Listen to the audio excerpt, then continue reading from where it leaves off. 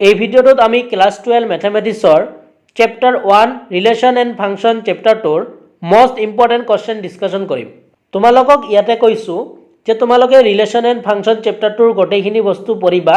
কিন্তু আজি যিকিটা কোৱেশ্চন আমি ডিসকাশন কৰিম এইবোৰ কোৱেশ্চন তোমালোকে বেছিকৈ পঢ়িবা। এইবোৰ কোৱেশ্চনত যেটো কোৱেশ্চন মই দেখুৱাই দিম সেই কোৱেশ্চনটো তোমালোকে ভালকৈ বুজিবা, তাৰ ৰিলেটেড যদি তোমালোকৰ বেলেগ ধৰণৰ কোৱেশ্চন আহে যাতে তোমালোকে কৰিব পাৰা, ঠিক আছে। আৰু তোমালোকৰ মেথছত কি হয় যে মই যেটুই দিম সেইটুই যে আহিব এনেকুৱা নহয়, তোমালোকৰ ভ্যালুবোৰ চেঞ্জ কৰি দিয়ে, ঠিক আছে। কিন্তু বহুত ষ্টুডেন্ট কোৱাৰ বাবে যে তেওঁলোকে গোটেই বছৰ নপঢ়িলে কিন্তু এই পৰীক্ষাৰ আগত পঢ়ি তেওঁলোকে যাতে পাছ কৰিব পাৰে বা এটা ভাল মাৰ্ক পাব পাৰে, সেই কাৰণে বহুতে মোক ইম্পৰ্টেণ্ট কোৱেশ্চন লাগে বুলি কৈ আছিল, সেই কাৰণে মই এই ভিডিওটো প্ৰস্তুত কৰিলো। কিন্তু যিসকলৰ গোটেই পঢ়া হৈ গৈছে তোমালোকে গোটেই বুকখন ভালকৈ ৰিভাইজ কৰা আৰু তোমালোকে আজি এই ভিডিওত যিখিনি কোৱেশ্চন আমি ডিসকাশন কৰিম এইবোৰ তোমালোকে বেছিকৈ চাই যোৱা, তেনেহলে তোমালোকৰ এক্সাম ভাল হ'ব। তেনেহলে বলা আজি ভিডিওটো আমি স্টাৰ্ট কৰিছো। তো কোৱেশ্চন নম্বৰ 1 কি দিয়া আছে চোৱা। তো কোৱেশ্চন নম্বৰ 1 ত আমি এক্সাম্পল ফৰৰ এটা কোৱেশ্চন ৰাখিছো, তোমালোকৰ কোৱেশ্চনটো ইম্পৰ্টেণ্ট হয় যে show that the relation R in the set 1, 2, 3 given by ৰিলেশ্যনটো তোমালোকৰ এনেকুৱা ধৰণৰ দিয়া আছে। তো ইয়াতে কৈছে is reflexive but neither symmetric or transitive। তো ইয়াৰ কাৰণে তোমালোকক জানিব লাগিব ৰিফ্লেক্সিভ কি হয়, তাৰ পিছত সিমেট্ৰিক কি হয়, তাৰ পিছত ট্ৰানজিটিভ কি হয়, ঠিক আছে। কিন্তু তোমালোকৰ এনেকুৱা ধৰণৰ এটা কোৱেশ্চন পৰীক্ষাত আহিব, কোৱা নাই যে এই কোৱেশ্চনটো আহিব, কিন্তু এনেকুৱা ধৰণৰ তোমালোকক ৰিফ্লেক্সিভ, সিমেট্ৰিক এণ্ড ট্ৰানজিটিভ তোমালোকক শো কৰিব দিয়া এটা কোৱেশ্চন তোমালোকৰ পৰীক্ষাত আহিব। কিন্তু এই কোৱেশ্চনটো হোৱাৰ সম্ভাৱনা বেছি আছে, তোমালোকে এইটো ভালকৈ পঢ়িবা যে যিকোনো এটা ৰিলেশ্যন কেতিয়া ৰিফ্লেক্সিভ হয়, কেতিয়া সিমেট্ৰিক হয় আৰু কেতিয়া ট্ৰানজিটিভ হয়, ঠিক আছে। তো তোমালোকে এই কোৱেশ্চনটো ভালকৈ পঢ়িবা, এনেকুৱা ধৰণৰ কোৱেশ্চন তোমালোকৰ 4 মাৰ্কৰ কাৰণে পৰীক্ষাত আহে, ঠিক আছে। নেক্সট 2 নম্বৰৰ যেটো ইম্পৰ্টেণ্ট কোৱেশ্চন আমি ডিসকাশন কৰিম সেই কোৱেশ্চনটো হল, তো কোৱেশ্চন নম্বৰ 2 ত মই দুটা কোৱেশ্চন ৰাখিছো বুকৰ। তো এ নম্বৰ ৰাখিছো আমি show that the relation R in the set R of real number defined by, তো ৰিলেশ্যনটো এনেকৈ ডিফাইন কৰি দিছে। তো ইয়াতে কৈছে ইজ নাইদাৰ ৰিফ্লেক্সিভ নৰ সিমেট্ৰিক নৰ ট্ৰানজিটিভ, ঠিক আছে। তো এনেকুৱা ধৰণৰ কোৱেশ্চন তোমালোকৰ আহিব পাৰে, তোমালোকে এইটো চাবা। তাৰপিছত 3 নম্বৰ এটা ৰাখিছিলো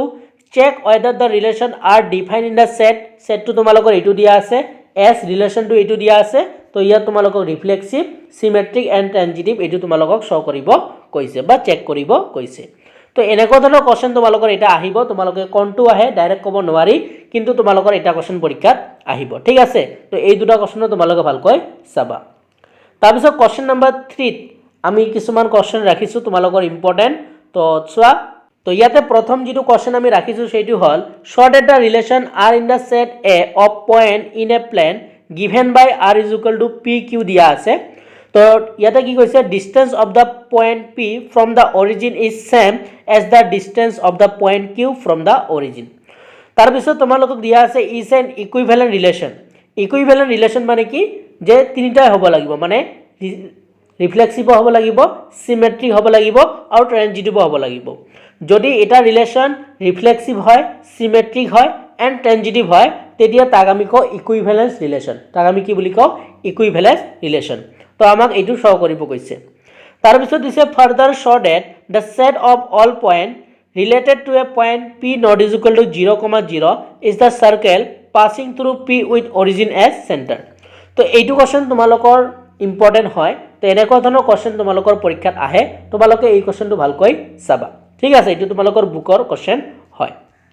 তাৰপিছত তলত আৰু এটা কোৱেশ্চন ৰাখিছো show that the relation R defined in the set A of all triangles. তো এইটো তোমালোকক দিয়া আছে ৰিলেশ্যনটো ট্ৰিংগুলাৰ। তাৰপিছত কি দিছে ইজ ইকুইভ্যালেন্স ৰিলেশ্যন। তো এইটোতো তোমালোকক ইকুইভ্যালেন্ট ৰিলেশ্যন শো কৰিব কৈছে, মানে তোমালোকক ৰিফ্লেক্সিভ দেখুৱাব লাগিব, ট্ৰানজিটিভ দেখিব লাগিব আৰু তোমালোকক সিমেট্ৰিক দেখুৱাব লাগিব। যদি তিনিটাই হয় তেনেহলে তাক কোৱা হ'ব ইকুইভ্যালেন্স ৰিলেশ্যন। তাৰপিছত কৈছে consider 3 right angle triangle T1 with side 3, 4, 5, T2 with side 5, 12, 13 and T3 with side 6, 8, 10 which triangle among T1, T2 and T3 are related, ঠিক আছে। তো এইটো কোৱেশ্চন তোমালোকৰ পৰীক্ষাত আহিব পাৰে, 4 মাৰ্কৰ কাৰণে তোমালোকে ভালকৈ চাবা, ঠিক আছে। কিন্তু তোমালোকৰ এনেকুৱা ধৰণৰ এটা কোৱেশ্চন আহিব তো তোমালোকে এই দুটা কোৱেশ্চন ভালকৈ চাবা তাৰপিছত 4 নম্বৰত এটা ইম্পৰ্টেন্ট কোৱেশ্চন ৰাখিছো এই দুটা তোমালোকৰ মোস্ট ইম্পৰ্টেন্ট হয় যে দিয়া আছে shorted the relation R defined in the set A of all polygons as r is equal to ইটো তোমালোকক ৰিলেশনটো দিয়া আছে is an equivalence relation equivalence show কৰিব দিছে মানে তোমালোকক এটা ইকুইভ্যালেন্ট ৰিলেশন show কৰিব দিব ঠিক আছে তো ইটো তোমালোকে কনফাৰ্ম থাকা তাৰপিছত দিছে what is the set of all element in a related to the right angle triangle t with side 3,4,5 তাৰপিছত তলত এটা ৰাখিছো চোৱা কি দিয়া আছে let L be the set of all lines in xy plane and R be the relation in L defined as R is equal to এইটো relation দিয়া আছে show that R is an equivalent relation equivalence show কৰিব কৈছে find the set of all line related to the line y is equal to 2x plus 4 ঠিক আছে তো এইবোৰ question তোমালোকৰ 4 মাৰ্কৰ কাৰণে আহিব তো ইয়াতে তোমালোকক কৈছো তোমালোকৰ এই চাৰিটাৰ ভিতৰত যিকোনো এটা 4 মাৰ্কৰ কাৰণে হোৱাৰ সম্ভাৱনা বেছি আছে হয় এইটো আহিব নহলে এইটো আহিব তাৰ পিছত নহলে তোমালোকৰ এই দুটাৰ এটা আহিব তো এই চাৰিটাৰ ভিতৰত তোমালোকৰ যিকোনো এটা কোৱেশ্চন পৰীক্ষা হোৱাৰ সম্ভাৱনা বেছি আছে তো ইয়াত গোটেইখিনিতে তোমালোকক ইকুইভ্যালেন্স শো কৰিব দিছে ঠিক আছে তো এটা কৰিলে তোমালোকে বাকিখিনিও বুজি পাবা কিন্তু তোমালোকে ভালকৈ চাৰিটাই চাবা তাৰপিছত কোৱেশ্চন 5ত কিছুমান ইম্পৰ্টেন্ট কোৱেশ্চন ৰাখিছো তো এইটো তোমালোকৰ ইম্পৰ্টেন্ট হয় তো ইয়াতে ৰাখিছো শৰ্টেড দ্য মডুলাস ফাংশন এইটো দিয়া আছে given by f of x is equal to mod of x is neither 1 nor onto where mod of x is x if x is positive or 0 and mod of x is minus x if x is negative ঠিক আছে তো এইটো question তোমালোকৰ পৰীক্ষাত আহিব পাৰে তাৰ পিছত তলটো মোস্ট ইম্পৰ্টেন্ট হয় শৰ্টেড দ্য সিংগাম ফাংশন এইটো দিয়া আছে given by তো তোমালোকক f of x এইটো দিয়া আছে তো ইয়াতে কি কৈছে is neither 1 nor onto ঠিক আছে তো এইটো কোৱেশ্চন তোমালোকৰ পৰীক্ষাৰ কাৰণে ইম্পৰ্টেন্ট হ'ব নেক্সট 6 নম্বৰত তোমালোকৰ কাৰণে কিছুমান কোৱেশ্চন ৰাখিছো যে তোমালোকক চেক কৰিব দিব যে check the injective and subjectivity of the following function মানে ইনজেক্টিভিটি এন্ড সাবজেক্টিভিটি তোমালোকক চেক কৰিব দিব ঠিক আছে যিকোনো ফাংশন দিয়া থাকিব সেই ফাংশনটো তোমালোকৰ ইনজেক্টিভিটি আৰু সাবজেক্টিভিটি তোমালোকক চেক কৰিব দিব তো তোমালোকে এইকেইটা চাবা ইয়াৰ ভিতৰত তোমালোকৰ যিকোনো এটা পৰীক্ষাত আহিব পাৰে তাৰপিছত কোৱেশ্চন নম্বৰ 7ত আমি কিছুমান ইম্পৰ্টেন্ট কোৱেশ্চন ৰাখিছো এইবোৰ তোমালোকৰ এমসিকিউ হয় ঠিক আছে তো এইবোৰ এমসিকিউ তোমালোকে চাই যাবা তো কোনটো কাৰেক্ট উত্তৰ হ'ব চাইটো অপচন দিয়া আছে তো এইটো তোমালোকৰ এমসিকিউ হয় ইয়াৰ কোনটো উত্তৰ হ'ব তোমালোকে চাই যাবা কিন্তু ডাইৰেক্ট তোমালোকে এনসাৰটো নাচাবা কেনেকৈ হল এইখিনি তোমালোকে বুজিব ট্ৰাই কৰিবা তাৰপিছত কোৱেশ্চন নম্বৰ 8 তোমালোকৰ এটা ইম্পৰ্টেন্ট কোৱেশ্চন ৰাখিছো কি ৰাখিছো চোৱা শৰ্টেড দ্য ফাংশন এইটো দিয়া আছে